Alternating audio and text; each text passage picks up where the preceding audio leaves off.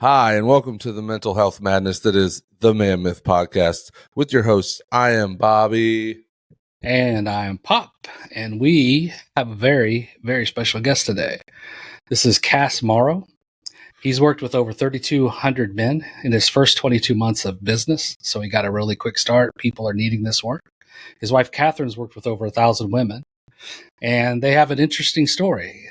Separated 7 times. I'm just going to give you a couple highlights. And he had some restraining orders. I think one was for a year. So how let's just let you introduce and give a little overview of what you want to say to the audience.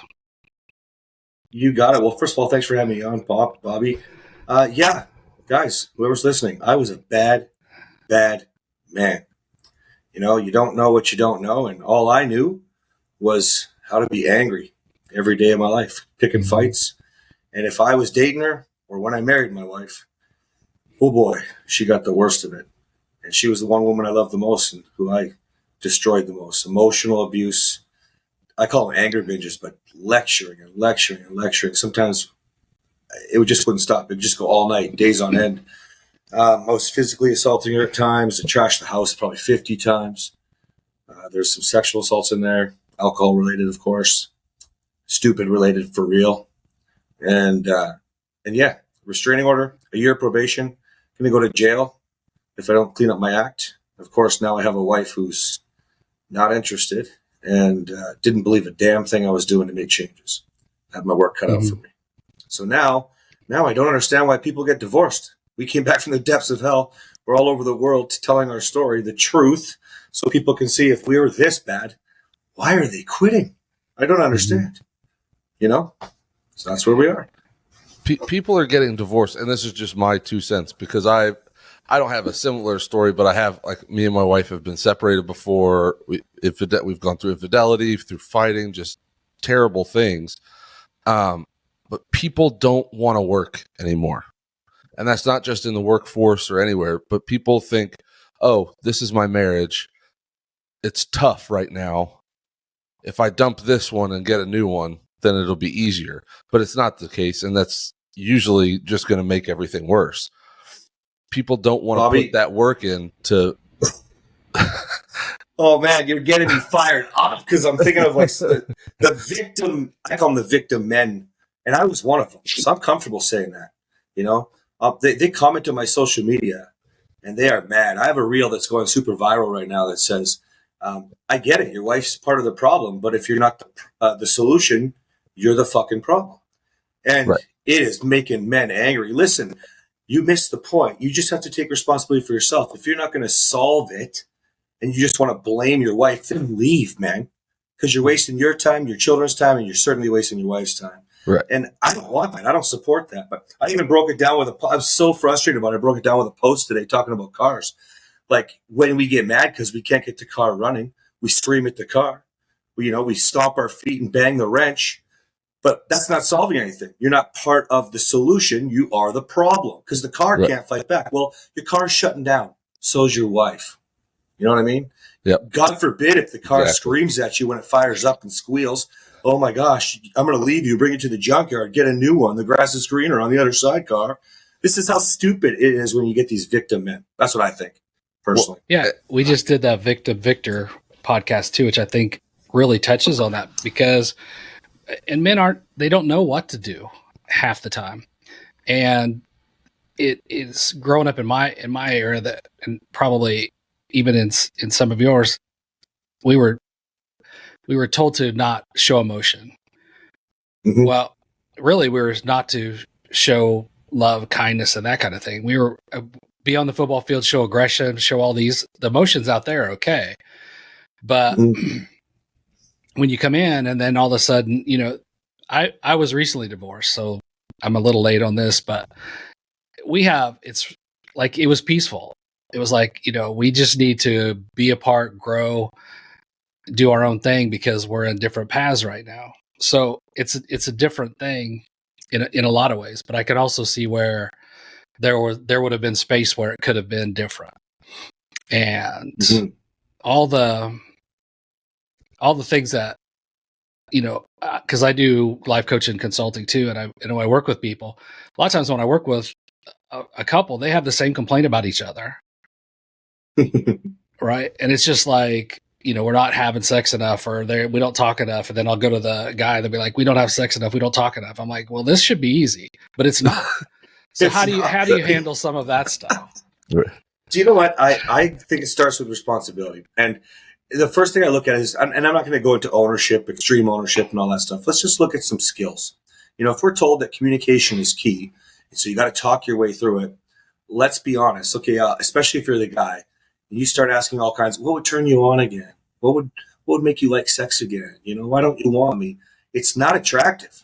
It's just not, right? And we lack those skills. But I learned something, especially through my work, and this is hiring coaches, working with men, hiring a parenting coach, and then what I learned was we're doing the same things to our kids that were done to us. So you have the stigma that you're talking about, where you're not allowed to show emotion. This is how we do it, football field, whatever, swear with the guys. But then there's the whole, hey, don't cry.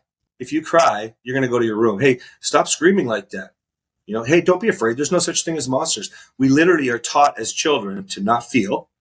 And then when we have feelings, we don't know how to communicate them because we're told to shut up or go away. And then we're expected to be a man and a woman in a marriage and communicate through issues like, I really want you. I feel lonely. All you're coming across is, I really want you. Why don't you want me? You sound desperate, not missing a partner. So I think that's the problem. We need to learn some skills, man. Take some time to learn some skills. Well, and I loved the car analogy, because when I worked on cars, they tell you only need 3 things to make them go. You need air, fuel, and spark. That's right. So when a car's not working, it's one of those 3 things usually. I mean, obviously, nowadays there's so much electronics. But I was going to say old cars. Yeah, but and then you said, well, people, like, you were talking about how people get mad at the car.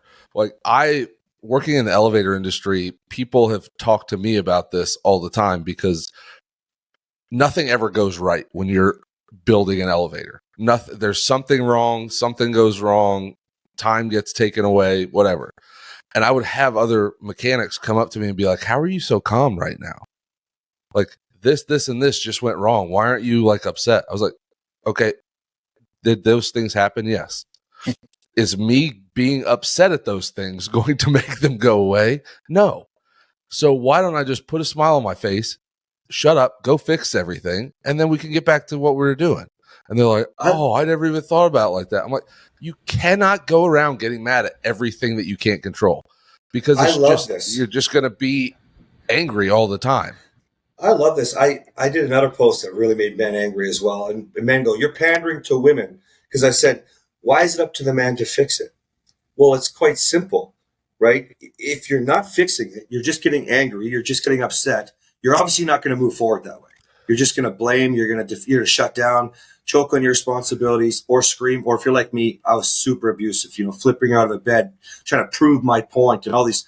How did that solve anything? It's exactly what you're saying. It does literally nothing to move forward. So why is it up to the man to fix it? I think it's simple. If you can wrap your head around that as a man and then show up as a leader, you don't have to be ironically, what? It takes 2? But mommy, What would you like me to do? How do you want me to fix it? Like, no, you're saying it takes her. And I just don't understand. If you can control emotions like you're talking about, respond, don't react, man, you can lead her exactly where you want to go. You think she wants to talk about the terrible crap? No, man, she wants fun. Girls just want to have fun. They still sing it at karaoke today. I mean, so one of the things that I agree with that completely, that women are always telling us in their own ways what they want. You shouldn't have to ask your wife. That's right. Like, when this whole love language thing started, my wife was like, guess what my love language is? And I told her the top 3. She didn't have to tell me that. She didn't need to take a little test on the internet for me to know. But like, so I started doing things that would help our relationship. So like, the latest thing we've done is we ordered one of those dinner like these dinner boxes that they send you, like 5 dinners for a week. Oh, yeah. Every day after work, I come home and we make dinner together. Not I make dinner or she makes dinner. We do it together. We put music on and we just sit there and cook. The kids are running around the house. Like, it's the simplest little thing. We do it all the time, but we were cooking individually. Now we're cooking together, and it's like mine and her favorite part of the day, because while we're doing it, we're talking about what happened that day, talking about what we got to do throughout the week. We're just getting everything together, and we're kind of syncing up. We're getting on the same page. But it's a little thing. But like you said, if you have to go and ask your wife, hey, how can I get you to love me again? How can I get, then first of all, you're not paying attention to her at all. You may think you are, but guess what? Women, the last thing that shows them that you love them is in the bedroom. Oh my gosh. It is a piece of it, but it's the last thing they give a shit about is for almost all how many of them, times you're going to have a sex. Yeah, with the women that worked with Catherine, almost all of them have sort of agreed at some point or another during Catherine's program. They'll say, listen, if I went the rest of my life coasting through this and not having sex or starting over, I wouldn't need sex, because they're missing so much of the other stuff, the safety. Let's actually just stick with where you're at before I go on a rant. You're saying this beautifully. Every single man that comes to me, they don't have to tell me. So your wife probably says during the conversation, do you mind if so your wife probably says, she doesn't feel seen. She doesn't feel heard. You don't listen. Yeah. And so now she wants space. Now she's kind of pushing away, and she doesn't believe the things that you're doing when you say you're listening, that they're real. Like, you're changing for you. Like, it's no secret that every woman is telling their husband the same things, yet they miss what those things are. Right. What are we doing? Well, and we're not taught intimacy. No. Even with ourselves. Right. It's one of those things. And I was talking to this with a gentleman the other day, because he's having some issues with like porn, and he's abusing himself through that, really, is what it is. And I said, when we're growing up and we're experimenting and we're and I'll just say masturbating or whatever, it's like we have to hide it. We have to be quick, that kind of thing. So it doesn't really give us the, and then if something happens, then you're shamed. So we don't learn that. But I think with women, and they, in their relationships with other girls, they have that intimacy. They can talk to each other. They can just hug each other. It doesn't turn sexual. Well, sometimes it does, but most of the time they have that process where the intimacy is part of it. We're like, if you like somebody, hit them on the shoulder or tackle them, right? That's our intimacy. And then we also base, like I was telling Bobby, I said, if guys got to save all the time that they thought about sex, we'd go back to about 2 or 3 years old. If it was women, they would go back into their 20s probably, or however far it was, because how much time do we waste doing that? And that's not even what's important, really, when we break it down. I think we're going to have to schedule like a week, because maybe longer, because I feel like we can go 17 different directions every time. Definitely. Skills you talked about, right? Communication, sexual intimacy. Like, there's so many different levels to a relationship that nobody's taught, and then we're expected to follow these examples. We're all shamed, looking for validation and approval, and then we get into this relationship, giving it to each other, and then we replace the validation and approval that we're giving to each other with defensiveness, with blame, and trying to protect ourselves, fear of abandonment, fear of your triggers from when you were a child, whatever they are, right? And so I think this is where somebody like me, men like yourselves, talking about this stuff openly must be done. Because otherwise, I don't blame men for not knowing. I don't. I had to read a lot of books, take a lot of courses, hire a lot of coaches, and start trying things, right? So I don't blame men. But I do think that if you don't want to start to learn now, this shouldn't be rocket science. People around you are getting divorced. People around you are having affairs. People around you are having porn addictions. Like, let's be honest here. Booze, alcohol. It's different, I guess. Booze, porn, working too much. We can go off and on with different coping mechanisms. But at the end of the day, like, we're not even taught what to do with that. Hey, listen, if you can't be proud of what you said last night, put down the fucking drink.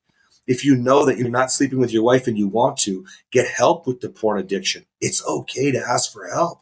Right. And you know what I mean? Like we have to be responsible as men, that if we want to be who we want to be and have what we want, we have to take responsibility for our choices. Right. You know?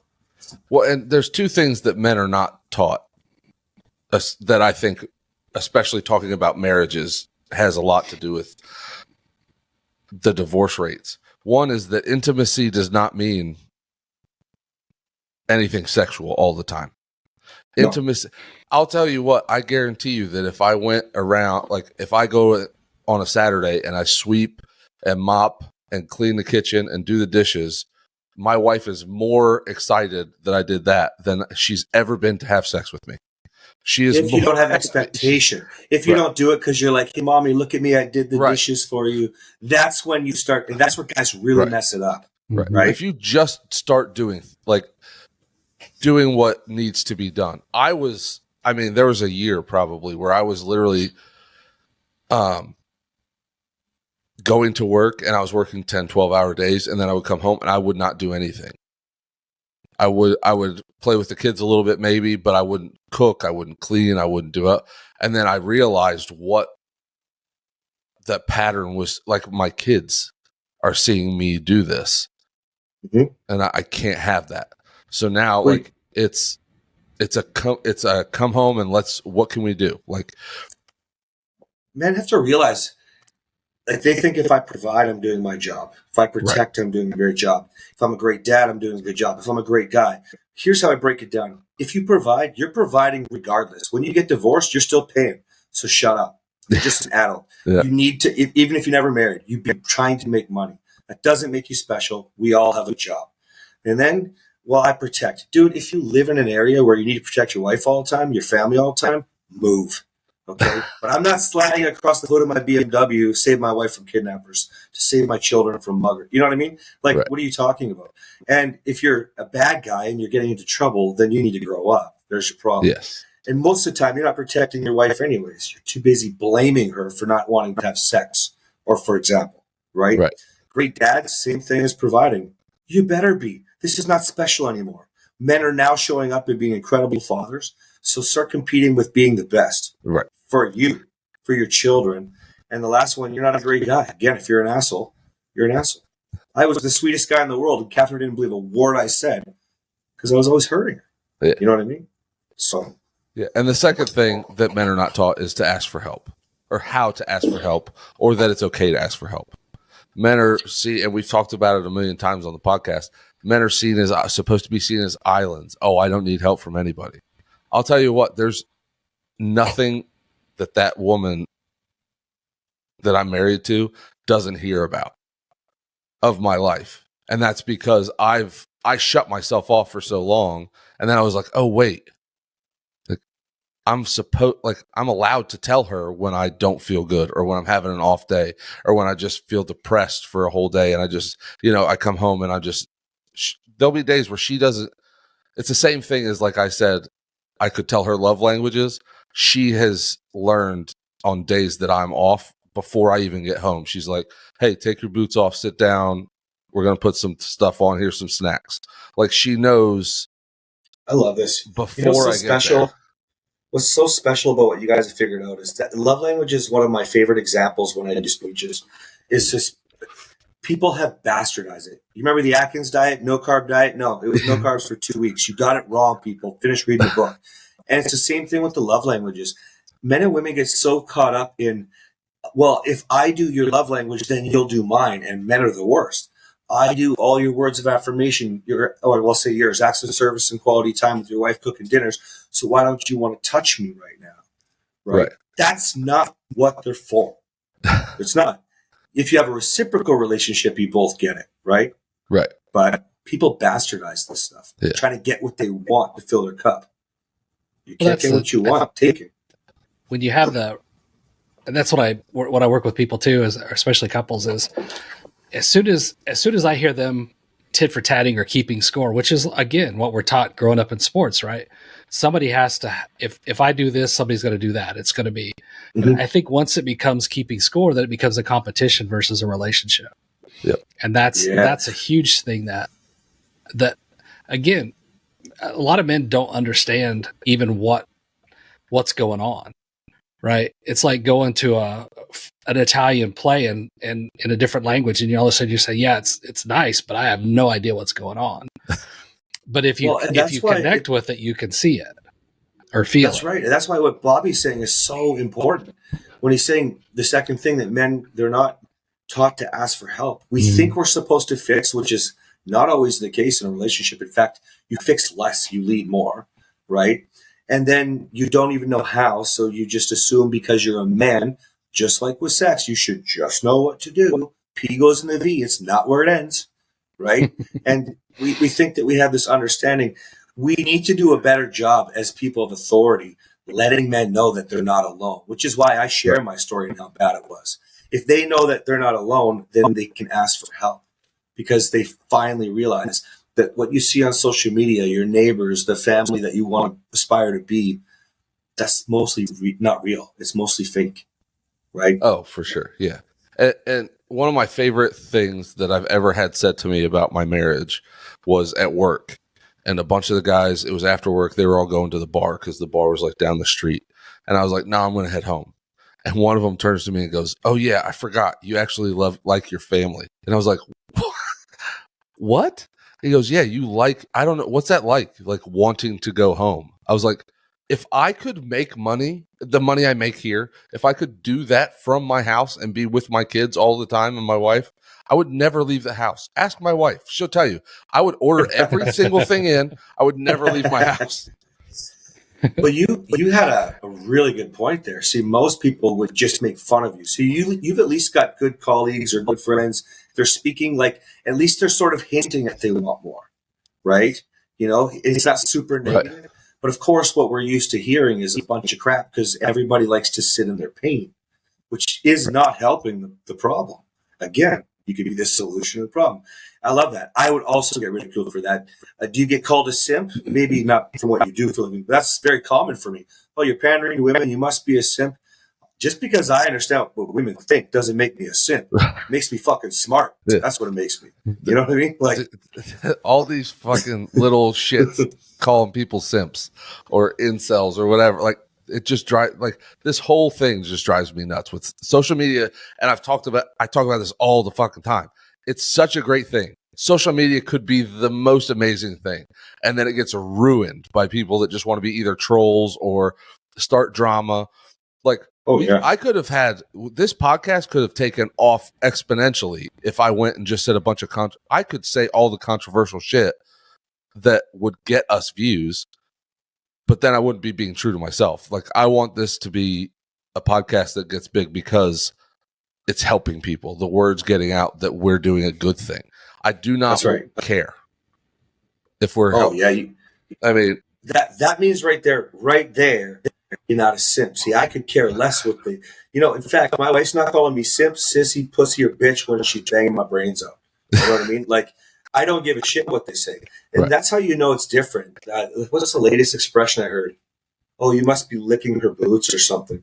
It's like, what are you talking about? Again, every woman saying, you're not listening, I'm not seen, I'm not heard. And if we talk about this keeping score that Pop was talking about, giving to get, like all these normal things, okay, there is simp in that. But if there are people trying to fix it, I don't talk down to you like a bully. I say, you can't do that. It's bad. I might be aggressive with it. I might be gentle. Depends who I'm talking to. If it's social media, probably aggressive. But the point is that at the end of the day, it's not you're a stupid idiot. It's, come on, man, you can't give to get. You get more if you give. Just start giving. You know? And like, I bet you and your wife, Bobby, are probably giving gratitude to each other all the time. Right? You appreciate each other. Yeah. That's something that's lost. A please and thank you. What happened to that? I mean, it's just so fun. It's just so funny you bring that up because she will like randomly text me like, thank you so much for all you do for the family. You go to work, you do this, you do that. And then I'll randomly text her and be like, you are just an amazing mother. I hope you know that. Because she gets that. We got 3 kids here. We have my my son that lives with his mom, and it's a lot. Mhm. Like, and people can talk about, oh, stay-at-home mom's an easy job. Well, do it for a week. I want one I'll never guy to understand. stay. I want one guy to stay home with these. We have a 10, a 7, and a 1-year-old at this house. Come spend a week at my house doing everything she does. That's so funny you bring that up, Bobby. I had a reel that went super viral. I said, she's not using sex as a weapon. It was from our podcast. I said, the last guy that told me, he went to go make a move while she was cleaning the children's bedroom. Okay. And that's, I was like, you do the math. And it made men and women mad, actually, in this case, not just men. Like, well, kids should be, okay, well, the kids were stupid young. They're 2 years old and they needed a deep clean. Like, get your facts straight, right? And then that started to spur all these comments, wars about like things like what you're talking about, where it's like there was a lot of men saying, oh, whatever, I could take care of the kids. It's just fine. I stayed home with them this week. Okay, maybe. I'm guaranteeing you they're probably more of a dictatorship, not a connected parenting. And they're probably creating lots of problems for their children in their relationship. And I could be wrong. Maybe they're great dads. But on a whole, that is not the case. On a whole, we don't want more than 2 hours with the kids. It's like, holy crap. We could use some. We'll do it. We love our kids, but it is different. We're not built the same way. We're just not. Well, the hardest time Ash and I have ever had with the kid, I've ever had. Ash did 2 surrogacies. The first surrogacy she did was twins, and she had super low iron. Like, she had to get iron infusions.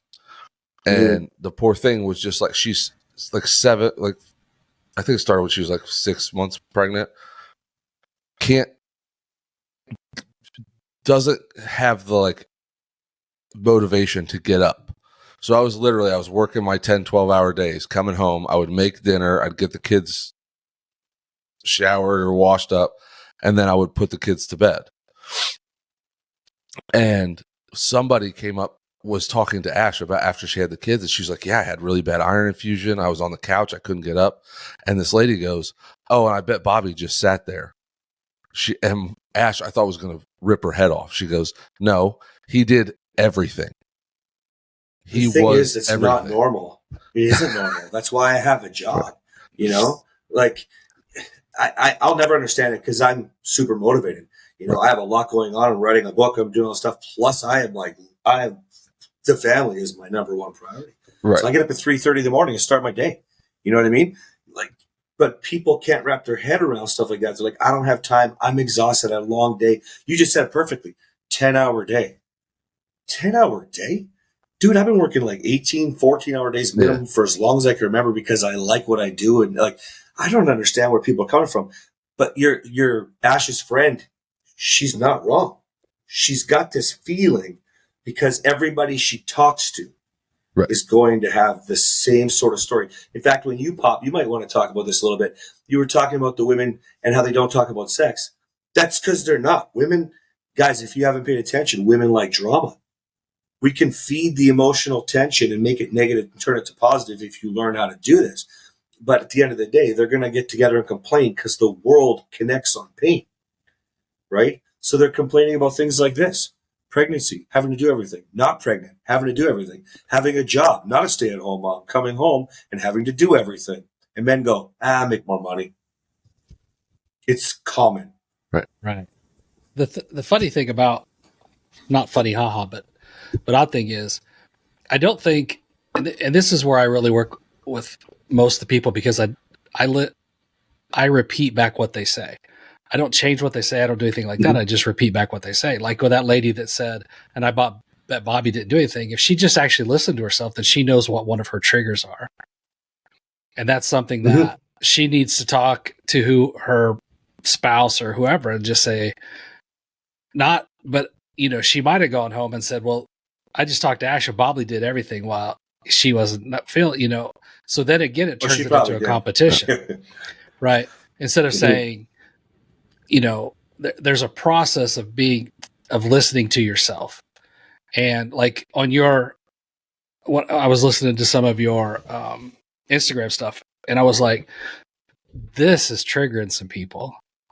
But after that trigger, listen to what you say, right? Listen to what Cass says, because that's the point where you're going to learn.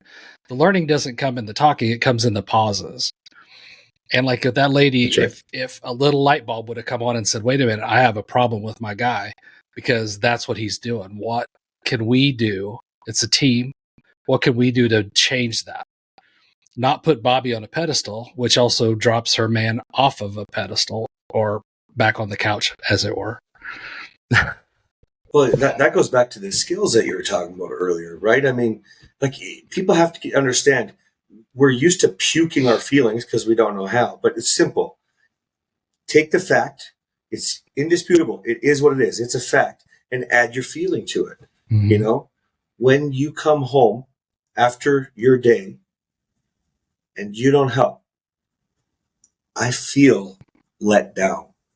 I feel lonely. I feel whatever. Insert your feeling and shut up. Mm-hmm. That's it. Because then it can give, in the pause that you're talking about, Pop, it can give your partner an opportunity to think, well, that must suck. Now, Bobby, you might come back and be like, well, when I come home, I feel tired. I need a break. Well, you went too far. I feel tired. Stop. Now it's your partner's turn. You know what I mean? Until you get good at this, you're going to have to take these pauses that Pop is talking about. And then you understand what each of you are feeling. I had a guy today during my coaching call. He felt very insecure. He ripped up divorce papers 3 weeks before their final. This is an amazing story. But basically, he went out of town to get a new puppy. She bought it for him, so he had to go get the puppy. And then this friend of hers was coming by. It's a longtime family friend or whatever. And so there's nothing going on. But it triggered him. It made him feel really insecure and scared, right? Like he's afraid of losing everything. And he just ripped up the papers. What's going on? So he got on the coaching call, talked him through it, told him how to handle it. And that's really what they did. Hey, babe, when you saw your friend coming from out of town, I felt scared. Oh, I knew I should tell you. I was afraid to tell you. I was scared. Right? And then they started to talk about why each of them were afraid. And boom, man, they're having a wild night. You know what I mean? Emotional connection. Hard conversation is two feelings. Connect through them. What do women want? Emotional connection. So easy for me. I don't get it. So the fear thing just hit me. We've all seen Star Wars. Yep. And fear becomes anger. Anger becomes hate. Hate becomes suffering. And it's exactly the steps it takes. Because you are so afraid. Like, say that guy didn't do your call or he hadn't learned anything and he just went straight to anger, from fear to anger. Mm-hmm. Then that just breeds more anger. Yep. Then it breeds hate, and then they hate each other, then they divorce, and then that's just more suffering. 100%. But because they learned how to do it, they cut the fear off. Yeah. Now go back to the start of the call that we talked about, that reel, right? If you're not the solution, then you are the problem. Listen, they were both afraid, but he talked about his fear in a way that let her be her natural, loving, empathetic state. She's a fucking woman. Let her be one. Then she came back gently, appreciated him, shared her feelings. He kept his cool, grounded, masculine, feminine, was not out of control. They came together because he didn't let fear, anxiety, insecurity rip you apart. Exactly. Right. How did you get so smart, man? Because you're not in my program. And also, your dad said he got divorced. So I want to know what's going on here. Twice. What? Well, you didn't learn from him. What's going on? I got divorced once, but it was a weird situation. Can you learn part of what you learned from him? Yeah. But so I'm trying to the bus, Pop.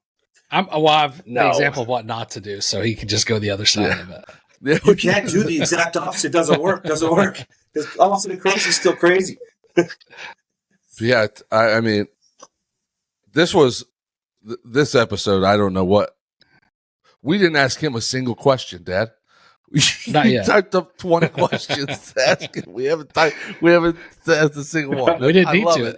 It floats. It's just organic. Like, it was just, let's go. We were fucking foot to the floor the whole time. I don't know why we write questions or anything. Anyway, that's how our I don't know. podcast usually goes. You write them.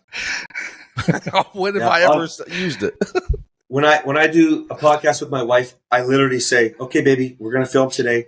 She comes in. She goes, "What are we talking about?" I say, "Okay, record," and I tell the subject right there. She has no idea, and we don't have it planned. I think organic is so much smoother. It's more authentic, more real. You know. Well, just and like you said, we could probably do this. Could be like a 52-part series of just the three of us. But it's so awesome. Dad, what's up next? What do you think? So here's one thing that I wanted to, because this really popped out at me, is the nice guy triangle. Oh yeah. Can you talk about that a little bit? Yeah, you betcha. The nice guy triangle is pivotal in my work. If you're familiar with Dr. Robert Glover, he wrote a book in 2003, No More Mr. Nice Guy, which, since we talked about simp earlier, today's simp is the modern version of the nice guy. Okay.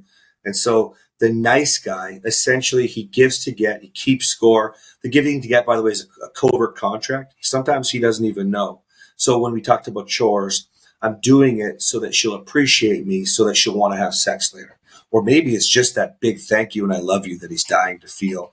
He doesn't have enough love, enough self-worth. So the triangle is just the way I describe it with 3 parts of my course that I teach men, where in the top corner, you are a man out of control. So you're trying to fix everything. It's where your wife can do no wrong. You're available all the time. You love her. You'll give things for her, acts of service. Whatever she needs, you'll drop everything. You want to fix it because she's not done anything wrong. You recognize you're a problem. And then the bottom of the triangle, you start to realize that this is hard. I'm doing everything. She doesn't give near as much as me. I'm excited to see her, but she's not. I start to feel terrible. I feel anxious. I feel insecure. I start to feel worried. I'm afraid that I'm going to be losing. I'm not good enough. I'm not worth any of this. It's one of these feelings. Then you go to the next corner of the triangle where you start to shut down or you start to blame her. Well, it's not you. You never do anything, right? I'm trying for keeping score. So I cleaned the house this week and you didn't do anything. And I told you I loved you and you just don't. And last time we had sex, you weren't even looking at, were you even having sex with me? I don't even know what's going on. And you just start attacking. And then all of a sudden, eventually, you feel bad again. Baby, I'm sorry. I shouldn't have said those things. I love you. Can I make myself available for you? I'm going to give to get. I'm going to do all these things again. You just stay stuck in this triangle and you never get out of it until you decide to look in the mirror and get up, start growing up. That reminds me of a quote I heard. I forget who said it, but it was, "Don't be a nice guy, be a good man." That's right. And there's a totally, and I was like, that's the same thing. And then he I can't go quote everything, but he goes over how being a good man is different than being a nice guy, and that's why the nice guys finish last. And he's like, it was just, I'll have to look it up and send it to you, but it was just such a good quote, because what you're saying is it's really hard to explain to people who don't understand. Okay. But I'll tell you why. But first I'll preface it. So my wife would say, it's not a nice guy. I was not a nice guy. I was a nice asshole. Okay. And the reason we do that, or she says that, and I teach that now, is because you are a nice guy. Like in your heart, when you're saying, I will fix everything you've done. I know I've accepted you've done wrong, but I forgive you. I shouldn't have done this. I shouldn't have done that. And when you start pouring all your love, okay, I'll give you an example real time as we go through this. I did 1,000 sticky notes. I am not kidding you. 1,000 sticky notes of every reason I loved Catherine. All the reasons why. Not just you're beautiful, but why you're beautiful. Not just you're intelligent, but all the things she'd done with her life and how it inspired me. 1,000 sticky notes. Okay? That's how much I love her. Okay? She could do no wrong. I had to prove it to her. And then she started to bawl. She started to just lose her mind. Hit the floor. Not happy tears. Just miserable. How could this be real? I don't believe you. And the things that you said to me over the last week, I can't accept this. I don't know. And as she's saying these things, now I'm in the bottom of the triangle. I'm starting to feel like, oh my gosh, she's going to leave me. Not like I've done it again. I've really screwed up. Why can this never work? I can never get this right. And by the time she's done with her rant, I start defending myself. But you don't understand. It's not, I didn't even let her finish. It took me days to write all these sticky notes out, defensiveness. You never seem to appreciate why I do these things. I mean, I just bought you a blender the other day. You didn't even notice it for 4 days on the floor. Blame and attack, right? All keeping score, which means I was giving to get. And then you just run through all this again. And this is in the triangle. And all of a sudden you're like, one day you wake up and you realize like my life is just stuck. I'm always in the same spot. And if you look at any of your past relationships, unless you do the work, which it sounds like you did, Bobby, you're just in that triangle. You're just getting it out. You're just victimizing yourself over and over and over again. So you're not actually a nice guy. What are you? Nice asshole. Well, you were nice for a moment, but you're actually a nice asshole. Yeah. I like that. That's good. That's a good way to put it. That's awesome. Yeah, and I mean, I appreciate you for coming on and for saying I'm wise. That I think I'm going to go cry. But I don't judge much. Also, I want people to know, like you said, I've done a lot of work. I've done the work. I'm still doing the work. I am far from perfect. I am beauty. Just because I know these things in my head doesn't mean I'm perfect at executing them. I still have days where I'm like, oh, all right, you tried to sit on the couch. You got to do this. You got to do that. You got to do this. Like, but I think that shows my Ash that I actually that I'm not going to give up.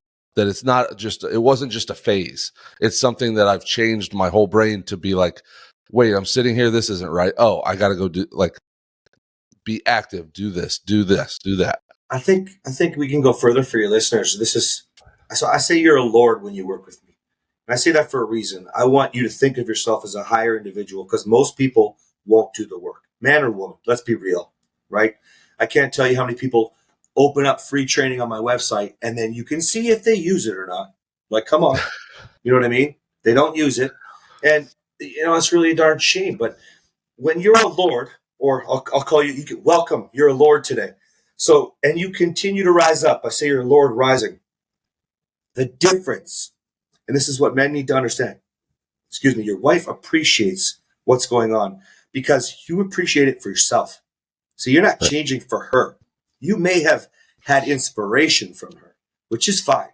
We all hit rock bottom or whatever. We have this wake up call, whatever that is for you. Mine was probation and possibly going to jail. But, hopefully you're not that bad. Usually you're not. But when you have that wake up call and you realize you're doing this for you, now change is possible. And then you just get comfortable on the journey because you are never done. You're never done. Embrace it. It's exciting, So good for you. And that's the path I took with this is I have not been in a relationship since I was born. And my sister and I were born into an alcoholic mother, went to foster care, I went to school. I was a protector, even went to the military as a cop. So I just like to be the protector. And I got to a point where I was like, I didn't even know who I was to go anywhere. And I wasn't in a place where, and I've told Bobby about this before, growing up in my era, I didn't even know how to have somebody help me carry a 12-foot 2x8.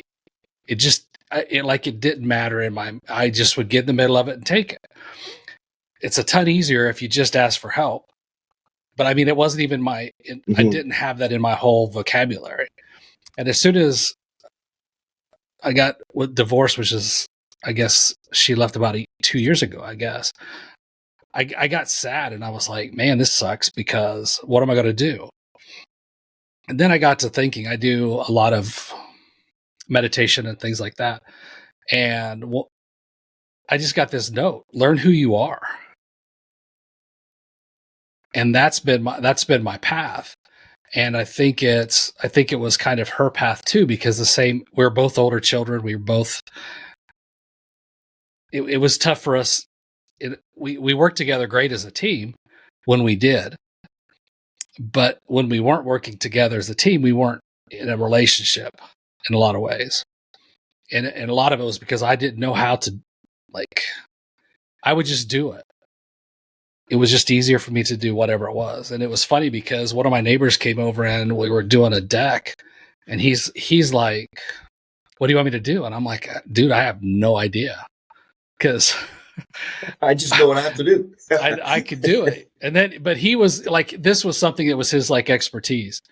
And then I'm learning, and my brother-in-law is the same way. And then I'm learning things from them. And I was like, how to wear a tool belt, and like watching him and do it. I was like, man, I've missed a lot of learning in my time, but I need to go back into me and learn who I am. And I've done a ton of work like that in the last 2 years. It's been amazing. You could probably benefit from Noah, Mr. Nice Guy. Just start with that book. And I'll tell you why. Like, part of the nice guy is not asking for help. It's just learning to figure out. And it's the way you just described your childhood even. And then, like, I think you'll listen to the first 20 minutes and you'll probably be like, damn, thanks, Cass, for letting me or telling me to read this book. It's just really eye-opening. Really is. I don't think there's real good step-by-step in there or anything, which is why I use it in my program and have done what I do. But it's so enlightening that if you click, if it resonates with you right away, you will start to be enthralled and you will say, I wish I found this when I was a boy. You know what I mean? Like, I found it 65 or 70% through my journey. It was like, damn, if I was 18 when I found this thing, I would have changed my entire life, you know? But anyways, I suggest it. It's free on YouTube. So he doesn't make any money from the book anymore. So if you listen to it, you don't have to waste any money. Just check it out. The first 20 minutes, see what you think. I'll do it. So we'll also put your links in. No. What? Go ahead. Keep going. No, I was just going to say we're going to put your I was links. just saying, let me know. Are you guys talking to each other? He's talking to himself. He's talking to himself. I was just saying we're going to put your link in the bio down in below so that people can reach you, because I think it is important. Well, thank you. And part of the journey was my epiphany when I didn't know how to ask for help. And you know, it's just the way I was. And now I do. And I've learned so much more. And it's funny because and this is something that I've noticed, once you start that, your friends change. And I don't mean like the ones that you thought were in there aren't, and the ones that you didn't expect to be in there are right there.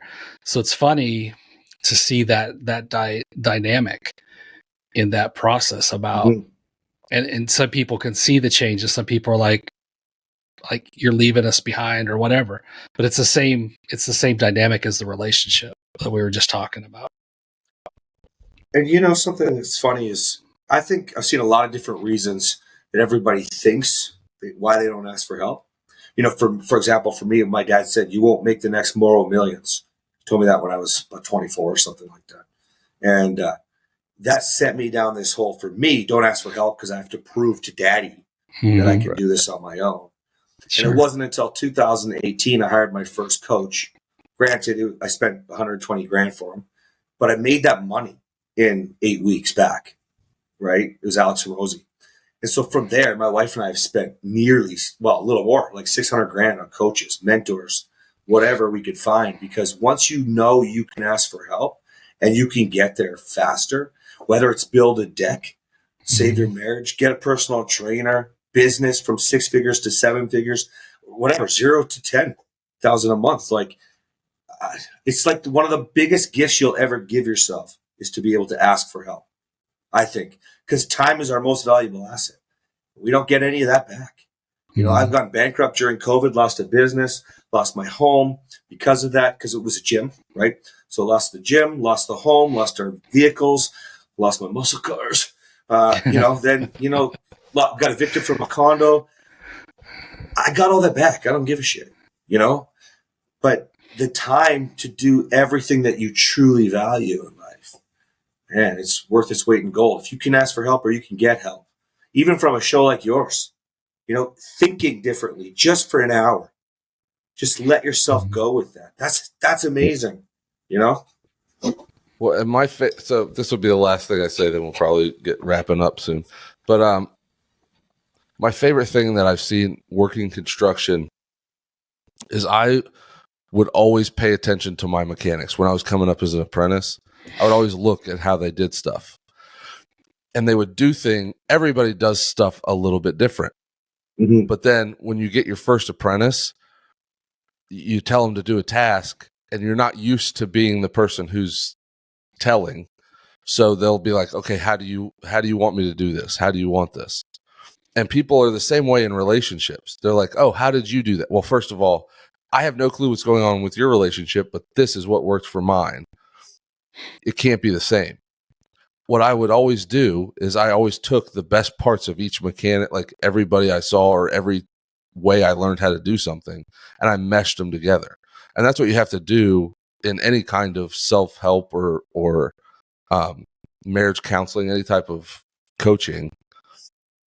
You can't just have a cookie cutter thing that's one fits all or one fits most. These people have to go through and they have to go, okay, so this works and just like your program. This works for me. This doesn't work for me. Oh, I can do it this way or this way. That's right. You need to have frameworks. You need to have using a car is such a great example, right? Well, the fuel line can only connect in these spots or it's not going to do anything, right? But, when you have the support and the help to figure out, well, maybe we don't need that fuel line. Maybe we're going to do something different. Like, I don't know, they make new big electric motors, right? And then you can start to think outside the box because that might be different for who's driving the car. Right. And you have to tweak. That's, again, why coaching and mentorship can be so helpful rather than reading a book. But I think it's very, very valuable. First, you get help. And you said something very powerful that I think your listeners should pay attention to. Again, I'm really liking you, Bobby. Discern, what do you actually need? Right. The reason I give away all these books. I'm like, read this book, take this course, hire this coach, follow this person's social media. Because I took from all of them otherwise I wasn't saving a marriage. Exactly. In fact, most of them aren't even, they're on second and third marriages, but do it this way. But they're still great tools, but you need to use a little bit of brain power and pay attention to what you said earlier. Listen. My 2 cents. Well, it's been amazing having you on. Yeah, it's been a lot of great episode. Insight. I think it aligns perfectly with what we're trying to teach men and asking a different point of view, even though it's very similar. It's different words, it's different energies, it's different emotions with it. And I think that's an important part of what we're trying to do. We started the podcast because I saw Bobby in an Instagram and he was hurting and having some issues. And I was like, dude, we need to start a podcast about this. And he goes, what do you know about podcasts? I was like, nothing. But neither one of us do. 3 weeks we were on he had done our first one. So and I think that's an important point. You don't have to be perfect to start it. Right. No, it's just nothing. Just start it. Everything that we looked at was like that. My social media, if you looked at my first social media, it was like really low energy. And I'm not shy, but I was still intimidated.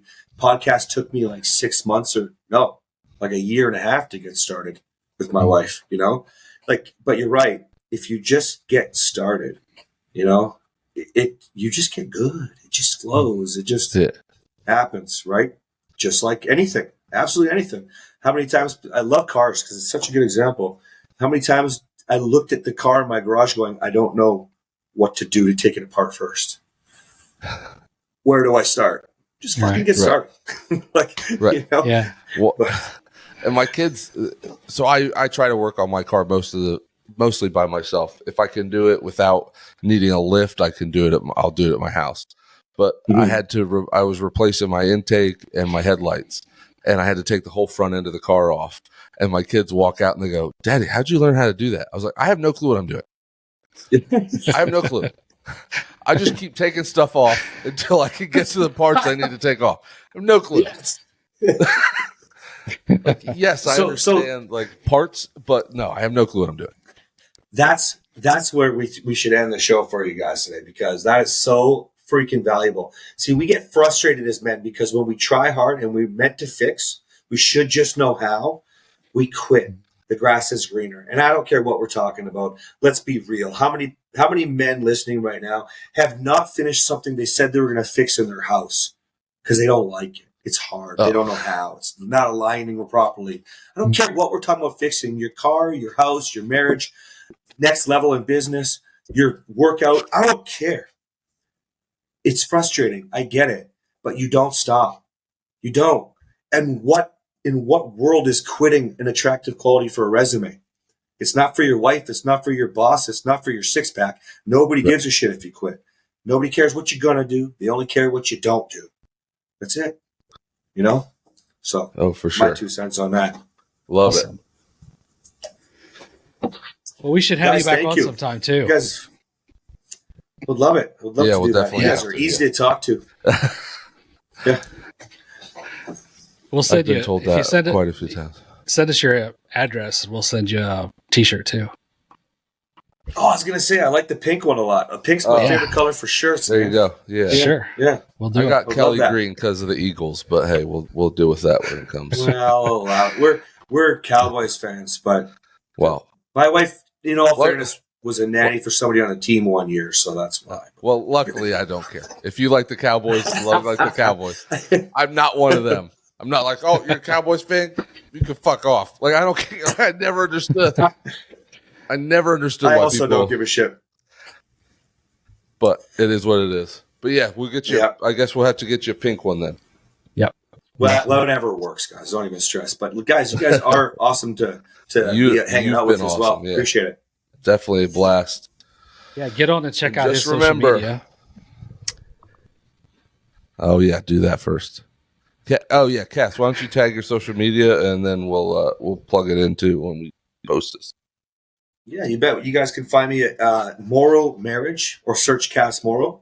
But at Morrow Marriage is my handle, and morrowmarriage.com. I got tons of free stuff. You want to learn how to stop turning your wife off? There's some wicked training. Shows a nice guy triangle.